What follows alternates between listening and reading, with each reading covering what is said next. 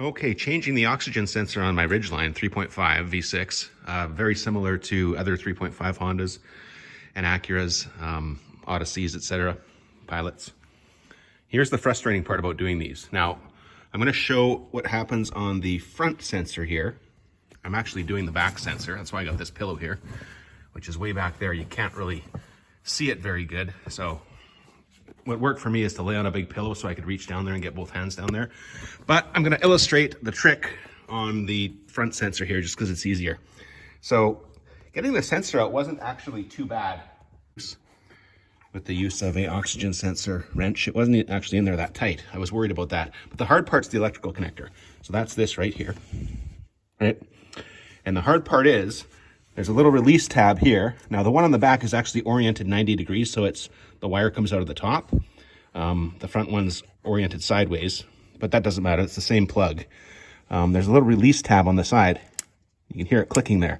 And I just thought, that's great. Pull that and pull this out. And I even pried on it with a screwdriver. But that does not do it. There's a trick. You have to actually reach on the other side, on the back side. I don't know if you can see there. On the back side by the metal bracket that this thing hooks onto. And there's another tab. I'll see if I can show you where to push. I don't know how well this is going to come out, but let's give it a try.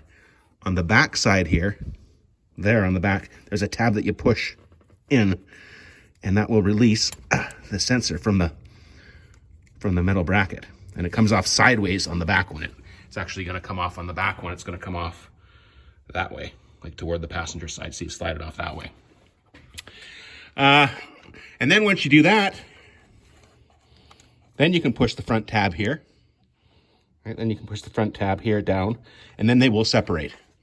Okay, I can't do it with one hand, but once it's off, and you can kind of pull it up, you can push this release tab here, and then just pull on the other side, on the wire side, and it will separate quite easily. So that's the trick. You have to get it off that. You have to get it off that bracket for this to work. And then just to show on the new sensor here, here's the new sensor that I'm putting in, why this is like this, right? Like this is sitting in the bracket down there like this. Okay, so up here, there's the one tab that we could see, that we could hear clicking, but it's the other tab. The metal bracket is actually sitting in here. So this little piece of plastic prevents the plug from coming out because the metal bracket's holding it in. So that's why you got to take it off the metal bracket. So then this will slide out. Okay, one more note on this project. Even after those tabs are all figured out, if you still can't get that back plug off of that little metal bracket, like what happened to me, let me point to where it is. You can come around to the side here. And what I had to do in the end, because I could not get it, even with the tabs figured out, the front one was fine.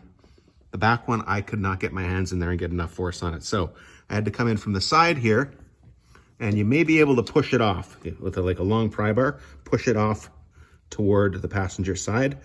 I ended up pushing on the plug and broke the little plastic tab that holds it onto the metal off, which is okay, right? I did get it off. It's off. And what I did in the end,